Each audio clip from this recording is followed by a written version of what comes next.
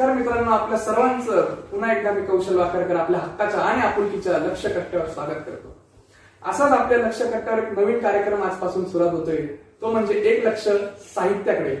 आणि निश्चितपणे आपल्याला या लक्ष कट्ट्यावर असं आज आगळा वेगळं व्यक्तिमत्व लाभलेलं आहे, ते म्हणजे किरणजी सोनार.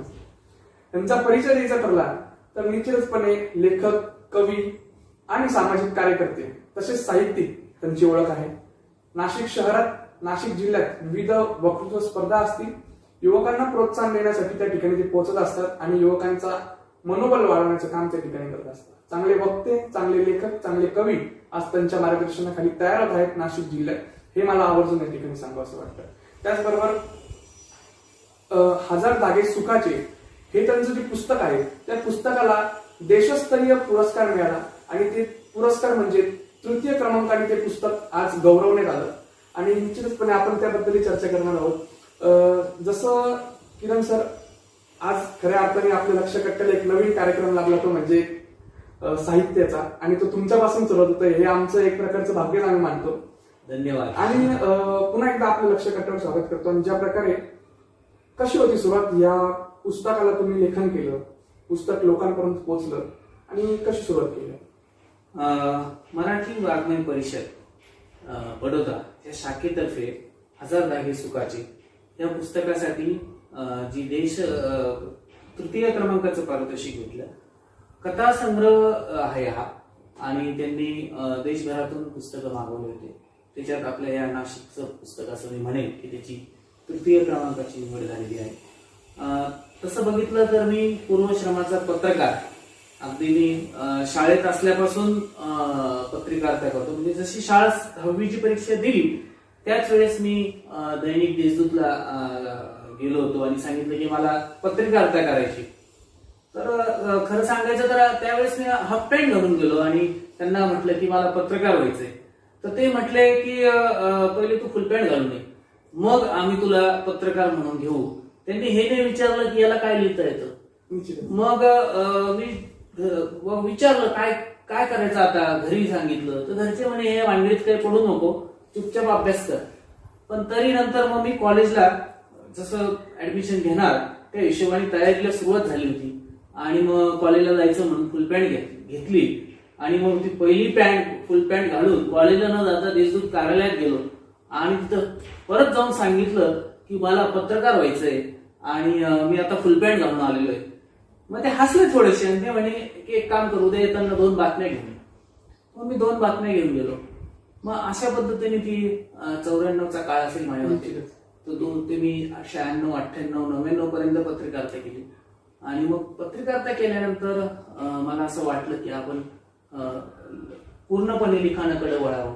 मग प्रकाश बाबा आमटे यांच्या मी संपर्कात आलो. त्यांच्या कार्याने मी मला प्रेरणा भेटली आणि त्यांचं कार्य बघून आपणही काहीतरी करावं असं वाटलं. ह्या भागामध्ये मी आदिवासी भागामधील जे मुलं आहे की ज्यांना शिक्षणापासून वंचित आहे किंवा शिक्षण भेटतंय पण साधन सामुग्री नाहीये, वह्या नाहीये, स्कूल बॅग नाहीये. स्कूल बॅग आपल्याला ह्या इथे शहरात दिसतात, शहरातील मुलांकडे असतात. पण ग्रामीण भागामध्ये स्कूल बॅग म्हणजे काय, तर एक साधी पिशवी असते किंवा ती पण नसते. म्हणजे ते पायी जातात 2-2 किलोमीटर हातामध्ये वह्या पुस्तकं घेऊन. वह्या तर नसतात, फक्त जे शाळेत फ्री मध्ये पुस्तकं भेटतात ते घेऊन जातात आणि येतात. पावसाने ते ओले होतात, फाटून जातात. मग मला एकाने सांगितलं की तुम्ही ऍटलीस्ट आम्हाला स्कूल बॅग तरी द्या. एका सरांनी सांगितलं. मग आम्ही सगळ्या मित्रांना मी विचारलं की तुम्ही मला मदत करणार का. माझ्या पत्नी ती अशोक युनिव्हर्सलला आहे, तिने त्याच्या शाळेत सांगितलं की आम्हाला जे तिच्या वर्गातील मुलं होती की आम्हाला तुमच्या जुन्या स्कूल बॅग द्या. त्या पण आम्ही जमा केल्या, नवीन स्कूल बॅग खरेदी केल्या, वह्या जमा आम्ही खरेदी करतो आणि दरवर्षी देत असतो. मग प्रकाश आमटेंच्या जे कार्य होतं त्याला अनुसरून आम्ही इथं करत होतो. मग असं वाटलं की आपण यांच्यावरती लिहावं. मग मी परत तिकडे गेलो, त्यांच्या संपर्कात तर होतोच. मग हेमलकसाला 2-2, 3-3 दिवस आम्ही असं सलग एक 2-3 महिन्याचा कालावधी दिला आणि Prakash Amte the real hero पहिलं पुस्तक लिहिलं. आणि ह्या पहिल्या पुस्तकाला वाचकांनी भरभरून प्रतिसाद दिला. ते आपण पाहिलंच की नाशिककरांनी एकदम डोक्यात उचललं ते पुस्तक आणि त्याला वाव दिली. आणि त्या पुस्तकालाही मग पारितोषिक भेटलेले आहे. जसं आता आपण कादवा शिवार तर्फे कादवा प्रतिष्ठान तर्फे सामाजिक लेखनाचा पुरस्कार भेटला. आणि मला वाचकांना सांगावंसं वाटतं की या पुस्तकातून आलेले पैसे आपण हेमल कसाला देतो. आतापर्यंत 2 आवृत्त्या संपलेल्या आहेत आणि त्याचे पूर्ण पैसे आपण हेमल कसाला दिले, साधारणतः 1.5 लाख रुपये. मग 1000 धागे सुखाचे मी म्हणजे तो असं दृष्टिकोन ठेवून काय लिहिलं नव्हतं. मी सामाजिक कथा लिहत गेलं आणि मग चपराक प्रकाशनचे घनश्याम पाटील यांनी मला सांगितलं की तुम्ही सगळ्या कथा माझ्याकडे द्या, आपण एक सुंदर कथा संग्रह काढू. आणि 1000 धागे सुखाचा एक आला. आणि जेव्हापासून तो 1000 धागे सुखाचे आला तेव्हापासून पहिले असं म्हणतात की नवलेखकांना प्रकाशक भेटणं अवघड असतं, पण खरं सांगायचं तर लेखन चांगलं असेल तर प्रकाशक तुमच्यापर्यंत येतात. म्हणूनच आता तुम्ही बघत असाल की 1000 धागे सुखाचे माझ्या अंदाजे 1 वर्ष झाला, 1 वर्षापूर्वी आलेले आहे. त्यानंतर महिला अधिकाऱ्यांची संघर्ष गाथा ही जे IAS IPS महिला मोटिवेशनल पार्ट होता तो एक पुस्तक आले युवकांसाठी. आणि आता नरहरी सोनार हे 2रं पुस्तक आणि आता परत 4थं पण 5वं पुस्तक पण येण्याच्या तयारीत आहे. म्हणजे कुठेतरी एका दिशेला आपण लागलो की त्या दिशेतून आपल्याला मार्ग वाट आपणच तयार करतो. आपल्याला पूर्ण वाट शोधायची गरज पडत नाही, आपण वाट तयार करतो. हा आपण त्या ठिकाणी एक संदेश दिला सर्व लेखकांना, साहित्यिकांना. निश्चितपणे एक पुस्तकामागे एक पुस्तक आपण लिहित गेले, एक संकल्पना कशा मिळत गेल्या आपल्याला. नाही याच्यात आता जसं प्रकाश आमटे जे आहे जे पुस्तक लिहिलं त्यावेळेस प्रकाश आमटेंचं कार्य पाहून मी प्रभावित झालो आणि अक्षरशः त्यांच्या प्रेमात पडलो की 6 महिने अगदी सकाळी मी उठलो तरी पण मला तो पिक्चर तर माझ्या म्हणजे 50 वेळा पाहिला असेल. आणि त्यांच्याशी आम्ही फोनवरती पण बोलायचो, जायचो आणि मग हे सगळं त्यांच्याविषयी माहिती जाणून घेतली. आणि मग असं विचार केला की मी जर हेमल कसाला जाऊन मला जर माझ्या जीवनात परिवर्तन झालेलं आहे तर मग आपण लिहावं. मग त्यासाठी मग रिसर्च संशोधन पद्धत अवलंबली की आपण आता ह्या कॅरेक्टरवरती पूर्ण रिसर्च करायचं, त्याची मांडणी केली. आणि तसंच मग जे कथासंग्रह आहे, कथासंग्रह हा वेगळ्या धर्तीचा असतो. कथेचा अभ्यास वेगळ्या पद्धतीने करावा लागतो. वेगवेगळ्या सामाजिक कथासंग्रह असल्यामुळे त्याची मांडणी, कलाटणी आणि वाचकांना खेळतं ठेवावं ह्यासाठी आपण करतो. जसं आपण पूर्वीच्या काळी मी असं म्हणेन की पूर्वी गोष्ट सांगायची, तर कथा पण तेच आहे की गोष्ट सांगण्याच्या ऐवजी लिहिली जाते, बस एवढाच फरक आहे. आणि बाकी चरित्र याच्यामध्ये माझं पहिल्यापासून जरा मला बरेच माझे साहित्यिक मित्र पण म्हणायचे की तुम्ही चरित्र लेखन खूप छान करता. मग त्यामुळे मी त्याच्यात मला पण थोडंसं एक प्रेरणा भेटली आणि मी थोडं इंटरेस्टली त्याच्यात अभ्यास करत गेलो, लिहत गेलो. मग महिला अधिकाऱ्यांची संघर्ष असेल किंवा वर्तमानपत्रामध्ये मी स्तंभलेखन करायचो, माणूस माझे नाव, त्याच्यामध्ये नाशिक शहरातील जे निस्वार्थ पद्धतीने सामाजिक कार्य करतात त्यांच्यावरती सलग 1 वर्ष मी लिहिले होते. आणि मग ते सगळं अनुभव पाठीशी होते म्हणून मी चरित्र लेखनामध्ये पण मग चांगल्या पद्धतीने संघर्ष गाथा ते संत नरहरी सोनार.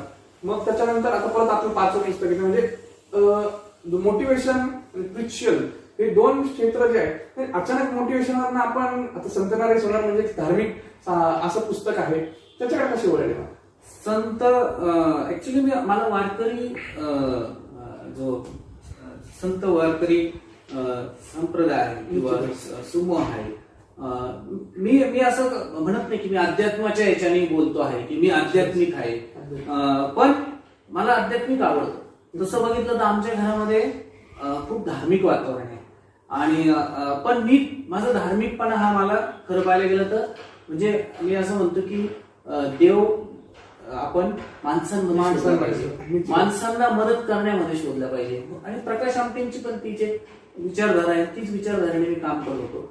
पण वारकरी संप्रदायामध्ये मला जाणवलं की हा एक वेगळा आहे की याच्यामध्ये सर्वांना एक समान पातळीवरती लेखलं जातं, सर्वांना एक समान वागणूक दिली जाते आणि खूप छान विचार आहे.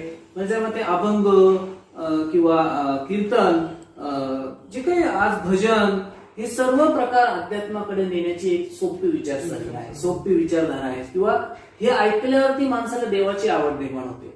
विठ्ठलाची गाणं ऐकण्याची मला खूप आवड आहे पहिल्यापासून, तर मी आज एक गाणे ऐकत असतो. आणि संत नरहरी सोनार म्हणजे मला एका जे आहे वैशाली प्रकाशन त्यांनी विचारलं की तुम्ही लिहिणार का? आता मी त्यांना म्हटलं की मी सोनार आहे म्हणून तुम्ही मला देत असाल तर तसं काही देऊ नका. त्यांचे ऑलरेडी पहिले महिला अधिकाऱ्यांचे संघर्ष गाथा हे पुस्तक आलं होतं, त्याला छान रिस्पॉन्स आला, म्हणून त्यांनी विचारलं की तुम्ही हे पुस्तक लिहा. तर मी त्यांना म्हटलं मी सोनार आहे म्हणून लिहिणार नाही, पण जर तुम्ही म्हणत असाल की मला अजून एखाद्या संतांची जर लिहायला दिलं तर अतिउत्तम होईल. कारण खरं पाहायला गेलं तर जे हे वाईट वाटतं आपल्याला बोलायला की आपले संत सुद्धा आपणच जातीपातीत वाटून घेतले. संतांना आज जर कधी बघत असेल तर ते पण म्हणत असतील की कसा काळ आला. संत हे कोणत्याही जातीचे नव्हते, कोणत्याही पोट जातीचे नव्हते, संत हे समाजाचे होते. संत नरहरी सोनार पण तेच होते. संत नरहरी सोनार म्हणजे विठ्ठलाचा अवतारच होता असं म्हणावं लागेल. कारण पूर्वीच्या काळी शैव आणि वैष्णव यांच्यात ज्या भांडण व्हायचे किंवा हा समाज पूर्णतः वेगळा होता की जे विठ्ठलाला मानणारे आहे किंवा जे शिवाला मानणारे आहे किंवा जे हरीला मानणारे आहे हे पूर्णतः वेगळे होते. त्यांची पूजा करणारे यांची पूजा करायची नाही, यांची पूजा करणारे यांची पूजा करायची. पण संत नरहरी सोनारांना जो चमत्कार घडला, जो साक्षात्कार घडला, त्या घटनेतून त्यांनी जगाला दाखवून दिलं, विठ्ठलानेच दाखवून दिलं संत नरहरीच्या रूपाने की शिव आणि हरी म्हणजे वैष्णव हे एकच आहे, एकच देव आहे. ते संत नरहरी सोनार यांनी एवढा मोठा प्रबोधन घडवून आणला आणि त्याचा अभ्यास आपण करून संत नरहरी सोनार हे आपण पुस्तक त्या ठिकाणी प्रकाशन केलं. संत नरहरी सोनार जेव्हा आपण पुस्तक लिहित होता आपल्याला कोणत्या गोष्टीचं ज्ञान प्रचिती झाली, आपण काय त्याबद्दल अनुभव सांगू शकतो? आता संत नरहरी सोनार, आता जर आपण ह्या संत आषाढी एकादशी आता योग बसलेली आहे त्याच्यामुळे आपण ह्या विषयावरती बोलतो आहे. खूप चांगला योग आहे. संत नरहरी सोनार आपण जर म्हटलं कुणाला पण अगदी विचारला की सोनार लोकांना पण विचारलं म्हणजे आपण स्पेसिफिक जातीपातीत जायला नाही पाहिजे, पण तरी कोणालाही विचारलं तरी त्यांना असं वाटतं की एकच प्रसंग त्यांना माहिती आहे की ते करगोटा घेऊन जातात कमरबंदाचा आणि तो मोठा होतोय किंवा छोटा होतोय म्हणून ते परत बनवून आणतात. पण तो जेव्हा त्यांनी छोटा केला का तो मोठा व्हायचा असे तो प्रसंग सगळ्यांना अनुभवले. पण त्याही पलीकडे संत नरहरी सोनार होते. ते कवी होते, ते अभंग लिहायचे आणि त्यांनी जे अभंग लिहिलेले त्याच्यातून त्यांनी सांगितलंय की देवा मी तुझा सोनार, तुझ्या नामाचा व्यवहार. म्हणजे काय म्हणतात ते संत नरहरी सोनार की देवा म्हणजे विठ्ठलाच्या पूर्वीच्या काळी जे सोनार होते ते ठरलेले राहायचे की विठ्ठलाचे दागिने बनवण्याचे म्हणजे ते तुम्ही बनवणार. तर ते संत नरहरी सोनारांना होते. पंढरपूरच्या विठ्ठलाचे दागिने बनवण्याचं काम त्यांच्याकडे होतं. म्हणून ते विठ्ठलाला म्हणतात की देवा मी तुझा सोनार आहे आणि तुझ्या नामाचा व्यवहार. म्हणजे काय की तुझ्या भक्तीचा व्यवहार मी करतो आहे आणि ह्या व्यवहारामध्ये मी नफा आणि तोटा बघत नाहीये. मला आत्मिक जे सुख भेटतो आहे, आत्मिक जो आनंद भेटतो आहे तोच माझा नफा आहे खऱ्या अर्थाने. हे त्यांच्या एक एक अभंगातून आपल्याला जे विचारातून जर तुम्ही बघितलं तर ते दिसेल. आणि या पुस्तकामध्ये त्या प्रत्येक श्लोकचा आपण अर्थ दिलेला आहे. त्यांचं वंशज जे होते, जे दावे प्रतिदावे, प्रत्येक संत म्हटलं का ऍक्च्युली असं म्हटलं जायचं की साधूंचे कुळ शोधू नये. तसंच संतांचं पण आहे की संत नक्की कोणाच्या घरी होते, मूळ काय होतं हे जास्त आपण शोधायचा प्रयत्न केला तरी आपण मुळापर्यंत जात नाही.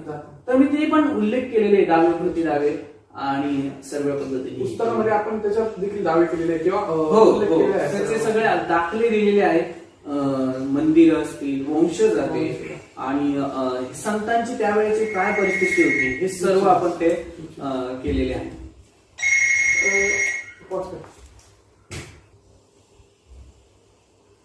तर संत नरहरी सोनार आपल्याला ही सर्व लेखन करत असताना आपण तिथपर्यंत पोहोचले आणि हे सर्व तुम्हाला जी प्रचिती आली त्यानंतर एवढं सगळं लिखाण केलं. पहिलं पुस्तक ते आज आपण संत नरहरी सोनार या पुस्तकापर्यंत आलं. 5व्या पुस्तकाचं पण आपलं आगमन होत आहे. प्रथमतः मला विचारायचं हे सर्व आपण लिखाण करत असताना एक एक विषयावरून आपण जात होते. आत्ताचे साहित्यिक देखील करत असतात, सर्व करत असतात. मग या आत्ताच्या साहित्यामध्ये आणि जेव्हा तुम्ही सुरुवात केली या साहित्यामध्ये तुम्हाला काही फरक जाणवला या संपूर्ण प्रवासात? याच्यात एक आहे की तसं पाहायला गेलं तर ते खूप छोटा आहे आणि मी लिहिण्याचा प्रयत्न करतो आहे. वाचकांचा प्रतिसाद भेटतोय आणि मला प्रकाशक सांगता की तुम्ही या विषयावर लिहिणार का, तर मी लिहितो आहे. मी जे जॉब करतो तसं त्याच्यामध्ये इतकं डिस्टर्बन्स असतो. सेल्स अँड मार्केटिंगचं काम करतो IBM. त्याच्यामुळे लागतं जो रिसर्च स्टडी संदर्भ घ्यावा लागतात. ते एक संदर्भ घेतलं किंवा रिसर्च केल्यानंतर ती लिंक लागायला साधारणतः चांगलं लिहायला अर्धा ते पाऊण तास असाच जातो. आणि ती जी बैठक लागते 4-5 तासाची त्याच्यातून काहीतरी चांगलं येत असतं. जर कधी आपण दिवसाला 4-5 तास बसलं तर ते चांगलं घडतं, चांगलं लिहिलं जातं. आणि जे सुचतं ते आपण लिहित असतो. तर मला असं वाटतं की मी असं म्हणेन की पूर्वीच्या काळी जे लिहिलं गेलं ते उत्तमच आहे. पण आता माझ्यासारखी नवीन पिढी जी लिहिते आहे ते एक वेगळ्या शैलीनी, एक वेगळ्या विचाराने आणि एक वेगळ्या ढंगाने प्रयत्न करते आहे लिहिण्याचा. आता तुम्ही पूर्वी आणि आताचं बघितलं तर आता चरित्र वाचण्यासाठी वाचक जास्त उत्सुक असतात. कारण साहजिक आहे त्यांना चरित्रामधून काहीतरी प्रेरणा भेटत असते, काहीतरी त्यांचा फायद्याचं असतं म्हणून ते वाचत असतं. तर चरित्र लेखन म्हणूनच माझ्याकडनं जास्त लिहिली जात आहे मी असंच म्हणेन. कारण जे डिमांड आहे त्या पद्धतीने लिहितो आणि जे मला लागतं, जे मला सुचतं ते मी कथासंग्रहाच्या रूपाने लिहितो, कविता करतो.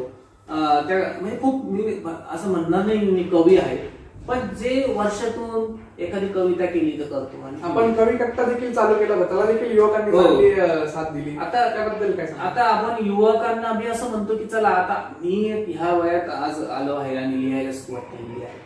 पण जे कॉलेजची मुलं आहे की जे चारोळ्या करतात किंवा अगदी प्रेम कविता करतात, जर त्यांना ह्या साहित्याच्या मूळ प्रवाहात आणलं तर किती छान कविता करू शकतील. प्रेम कविता ही कोणत्याही कवितेची सुरुवातच असते आणि तिथून एकदा तो चांगला करायला लागला तर तो खरंच सामाजिक कवितेकडे कसा वळतो. किंवा आजकालचे युवक मी तर असं म्हणतो सामाजिक कविता जास्त करतात. आणि आम्ही युवा साहित्य मंच महाराष्ट्र या नावाने स्थापन केलेला आहे आणि यामध्ये आम्ही नेहमी उपक्रम घेत असतो. युवकांना आपल्या कविता सादर करण्याविषयी त्यांना प्रेरणा देत असतो आणि त्यांना सांगत असतो की तुम्ही कविता लिहा आणि ह्याच्यावर पोस्ट करा. कधी कवी संमेलन ऑनलाईन घेतो, कधी आमच्या घरी बऱ्याच वेळेस कुसुमाग्रज साहित्य मंच आणि युवा साहित्य मंच याच्यातर्फे आपण संमेलन आपण घेत असतात. आणि चारोळी कवी जे प्रकार कवितेचा जो प्रकार होता तो देखील आपण चांगला म्हणजे विद्यार्थ्यांना त्याच्याकडे वळवलं, चांगला त्याला प्रतिसाद भेटला. आपण एक सगळ्या सुरुवात जी झाली की युवकांना लिहिते करावं यासाठी काय करावं लागेल, तर आपण एक चारोळीला विषय द्यायचा आणि त्या विषयाने अनुसरून तुम्ही चारोळी करा. आता जो 4 ओळी त्याला सुचेल तर 4 ओळीच्या 8 ओळी, 8 ओळीच्या 12 ओळी, 12 ओळीच्या 16 ओळी होणार आहे आपल्याला माहिती आहे. आणि आज त्याचंच रूपांतर कवितेमध्ये झालेलं आहे. चांगले कवी घडतात. मुली आपल्या सामाजिक वेदना त्या कवितेतून मांडतात. किंवा ग्रामीण भागातील तरुण आपल्या शेतीमातीच्या कविता कवितेतून मांडतात. आणि कविता ही त्याच्या साहित्याची पहिली सुरुवात असते. आता थोडं जर मी विचार केला तर माझी पत्रकारितेपासून सुरुवात असल्यामुळे माझं लिखाण गद्य कडे मी जास्त झुकलेलो आहे पद्यापेक्षा असं मला वाटतं. आणि आता नाशिकमध्ये आपल्या अखिल भारतीय जे काही संमेलन होत आहे त्या संमेलनामध्ये, साहित्य संमेलनामध्ये आपण आपली चांगली भूमिका आहे. आपण त्या ठिकाणी एक साहित्यिक म्हणून काय कोणत्या दृष्टीने नाशिकमध्ये साहित्य संमेलन होणार होतं पण कोरोनामुळे ते पुढे ढकलण्यात आलेलं आहे. आता ह्या वर्षी ते झालं पाहिजे असं मला वाटतं.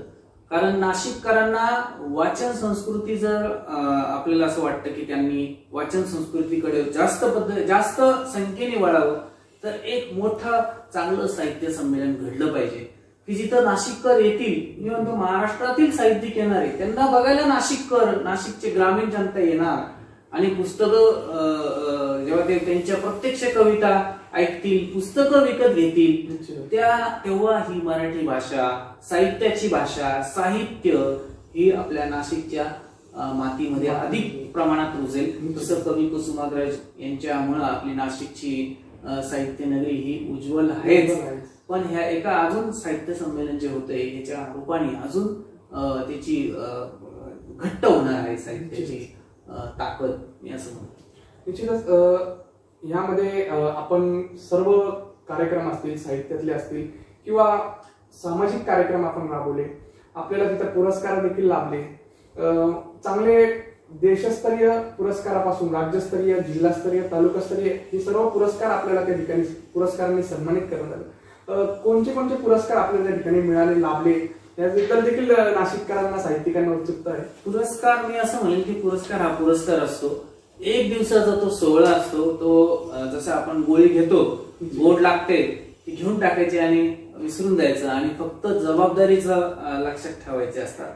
म्हणून मी कदाचित जे पुस्तक जे पुरस्कार भेटतात त्यासाठी पेक्षाही त्याच्यातून प्रेरणा काय भेटेल आणि मी काय लिहिले आहे हे लोकांपर्यंत जाईल ह्यासाठी पुरस्काराचा प्लॅटफॉर्म योग्य ठरेल मला असं वाटतं. सामाजिक क्षेत्रात पण आपण काम करतो आहे. मी कळकळीचं आव्हान करेल की आम्ही तर करतोच आहे, पण आम्ही याचं जास्तीत जास्त मार्केटिंग करायचाही प्रयत्न करतो. त्याचं कारण असं की पूर्वीच्या काळी म्हणायचं की एका हाताने केलेलं काम दुसऱ्या हाताला कळता कामा नये. पण मी असं म्हणतो की एका हाताने केलेलं काम दुसऱ्या हाताला कळालं पाहिजे, कारण त्या हाताला कळालं तर ते पण काम करेल आणि असे हजारो हात काम करतील. कारण आम्ही जे काम करतो आहे ते आदिवासी पाड्यातील जे गरीब मुलं आहेत त्यांना खरंच वह्या नाहीये, स्कूल बॅग नाहीये. त्यांच्यापर्यंत जर कधी स्कूल बॅग आणि वह्या पोहोचवायच्या असतील, आज किती जे आहे लाखोच्या घरात विद्यार्थी आहे की त्यांना भेटत नाही.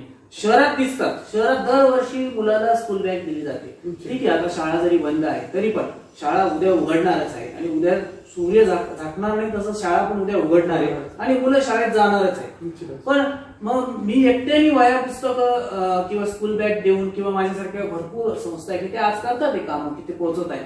पण मी असं म्हणतो शहरातील प्रत्येक व्यक्तीने, प्रत्येक विद्यार्थ्यांनी असं जर ठरवलं की मला जर स्कूल बॅग भेटतोय आणि तशी स्कूल बॅग माझ्या ग्रामीण भागातील मुलाला, गरीब मुलाला भेटली पाहिजे असं त्याला वाटत असेल आणि ते सगळे हात जेव्हा एकत्र येतील तेव्हा सगळ्या महाराष्ट्रामध्ये आपल्या सामाजिकतेचा भाग आपण त्या ठिकाणी निश्चितपणे नाशिककरांनी, समस्त युवकांनी, नागरिकांनी जाणून घ्यावं की हा एक सामाजिकतेचा भाग देखील एक साहित्यिक जपतो आपण, हे जाणून घेणं खूप गरजेचं आहे. तर सामाजिक क्षेत्रात आपण हे सर्व काम करत असताना आपण त्या ठिकाणी आपले जे पुस्तकांचं लेखन होतं, विकले जातं, त्यानंतरची जी काही देणगी असते ती देखील आपण देतात असं आम्ही ऐकलं. कसे आपण त्याला नियोजन करता? प्रकाश बाबा आमटे दरेल हिरो या पुस्तकाच्या 2 आवृत्त्या संपलेल्या आहेत आणि या पुस्तकातून आलेला पूर्ण पैसा म्हणजे हे पुस्तक मी इथं विकतच नाही.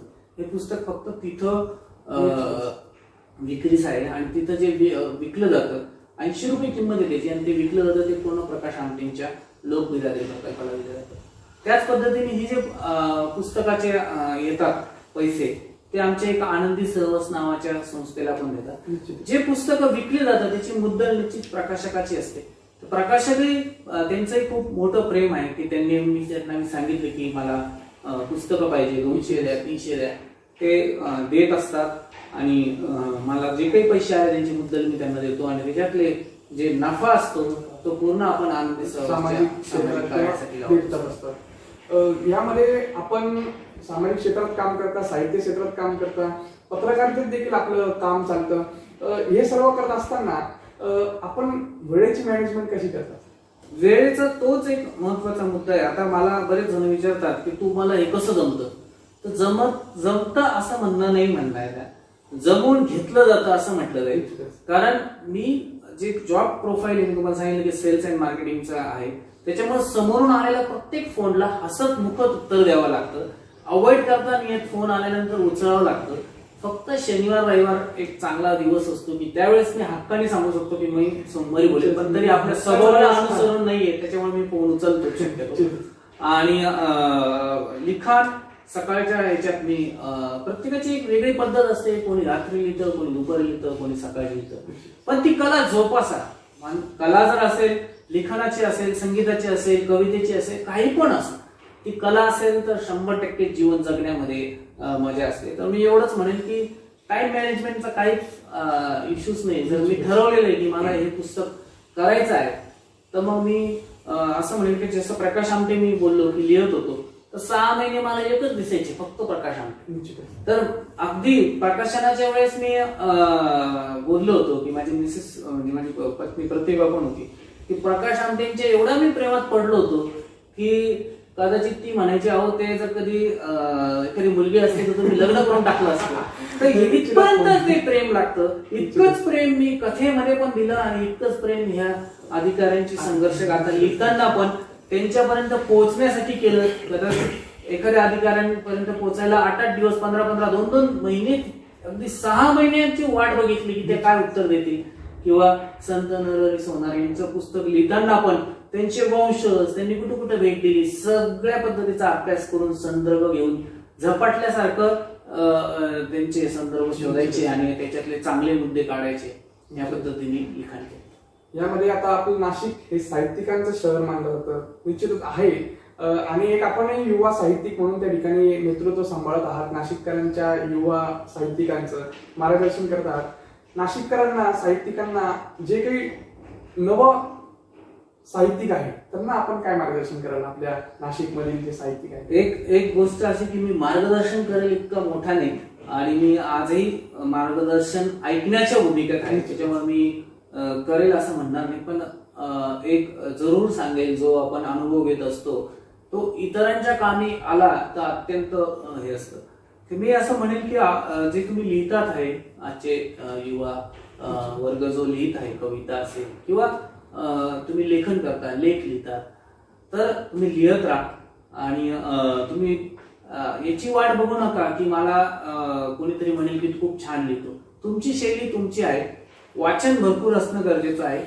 त्या शैलीला जपा आणि त्याच्यात उत्तम उत्तम वाचक हे खेळते राहतील. या पद्धतीने लिखाण केलं तर तुमच्या लिखाणाला व्यासपीठ भेटेल. आणि व्यासपीठ आज मुक्त व्यासपीठ आहे.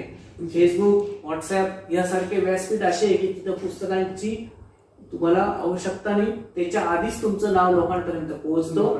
आणि जेव्हा पुस्तक काढण्याची वेळ येईल, मी म्हणतो त्याची वाट बघायची गरज नाही. तुम्हाला असं वाटतंय, काही जण म्हणतात की नाही वयाच्या 45व्या वर्षी पुस्तक काढावं, वयाच्या 35व्या वर्षी पुस्तक काढावं, किंवा अजून तू लहान आहे पुस्तक काढू नका, असं अतिशय चुकीचं आहे. आतापर्यंत मी 2 पुस्तकांचे प्रकाशन केलेले. एक 11वीचा विद्यार्थी होत्या, त्यांनी लिहिलेले इंग्लिश पुस्तक लव निकोटर म्हणून, आणि एक समृद्धी बनकर की जी पण माझ्या ते 9वी-10वीत होती, मी तिन्ही पुस्तक लिहिलेलं आहे. तर असं काही नाहीये, बाकी कोण काय म्हणतं याच्यापेक्षा तुम्हाला असं वाटतं की पुस्तकाच्या परिभाषेला तुमची भाषा शोभेल, तुमची भाषा चांगली आहे, तर तुम्ही पुस्तकापर्यंत बी पोहोचा. आणि ह्या साहित्य क्षेत्रामध्ये युवकांचा, विचारांचा एक चांगला पगडा निर्माण करा. ते जैसे बोले तैसे झाले, त्याचे वंदावी पावले याचा आपण हुबेहूब संदेश दिला किंवा मार्गदर्शन असं केलं की निश्चितपणे आपण हजारो विद्यार्थी, लाखो विद्यार्थ्यांपर्यंत पोहोचले. वक्तृत्व, नाशिक जिल्ह्यातील वक्तृत्व स्पर्धांमध्ये सरांचं चांगला मार्गदर्शन किंवा एक चांगलं सहाय्य असतं विद्यार्थ्यांना, आयोजकांना.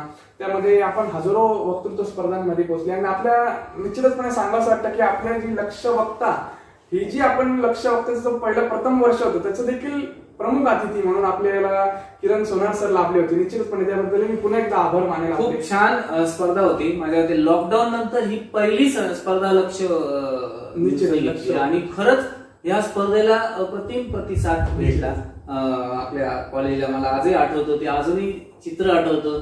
आणि खूप छान पद्धतीने वक्तृत्व स्पर्धेमध्ये मुलांनी आपलं भाषण किंवा सर्व मांडलं. खूप छान. त्याबद्दल आपले देखील आभार की आपण तिकडे येऊन मार्गदर्शन केलं आणि प्रमुख अतिथी म्हणून आपल्याला सरांचा सहवास लाभला त्या ठिकाणी. सर, आपण जाता आता नाशिककरांना आपली कवितेतील 2 ओळी निश्चितपणे ऐकायला आम्ही सर्व त्या ठिकाणी उत्साही आहोत.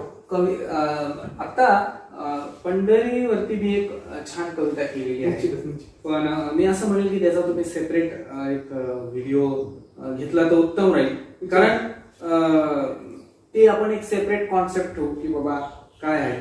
तर मी एक विठ्ठलाची गाण्यापेक्षा मी असं म्हणेन की मी हे कोरोना काळातील एक कविता केली होती आणि तीच मी तुम्हाला सांगेन. ते अतिउत्तम राहील. किंवा आजचा जो कोरोना काळ आहे त्याच्यामध्ये आपण माणूस कसा असतो किंवा काय असतं, तर ते एक साधा सिंपल प्रश्न पडलाय मला, ते कवितेच्या रूपाने मी म्हणतो. कसं जगावं, कसं जगावं, कसं मारावं, ठरवूया का आपण आपले. किती असावं, किती रुसावं, किती असावं, किती रुसावं, ठरवूया का आपण आपले. मित्रमैत्रिणी किती जोडले, त्यातील किती आपण सोडले. ताळेबंदाचे गणित मांडले, सोडूया का आपण आपले. स्वार्थासाठी किती दुखवले, स्वार्थासाठी किती दुखवले, मोहासाठी किती फसवले. पैशामुळे सुख हरविले गिरूया का आपण आपले. कर्तृत्वाचा हिशोब मांडला, अहंकाराचा स्वभाव जडला. माणुसकीचा विसर पडला, गिरूया का आपण आपले. जगण्यासाठी नाते जपले, विनम्र होता जगणे कळले. कसं जगावं कसं मरावं ठरवूया का आपण आपले. एक छोटीशी कविता आणि ती चालेल. ही जी कविता आहे या कवितेतून खूप काही बोध घेण्यासारख्या घेतला असतील, हजारो विद्यार्थ्यांनी घेतला असेल. आणि निश्चितचपणे आज आपण या ठिकाणी लक्ष कट्ट्याला आणि आपला हा पहिलाच कार्यक्रम आहे एक लक्ष साहित्याकडे, या कार्यक्रमाला आपण या ठिकाणी वेळ दिला आणि एवढं युवकांना आपण मार्गदर्शन केलं, नव साहित्यिकांना मार्गदर्शन केलं. त्यासाठी निश्चितपणे लक्ष न्यूजच्या वतीने मी आपलं हार्दिक अभिनंदन करतो, आभार मानतो. आणि असंच आपल्या पुढील वाटचालीला लक्ष न्यूजच्या वतीने व नाशिककरांच्या वतीने आपल्याला शुभेच्छा देतो आणि इथंच थांबतो.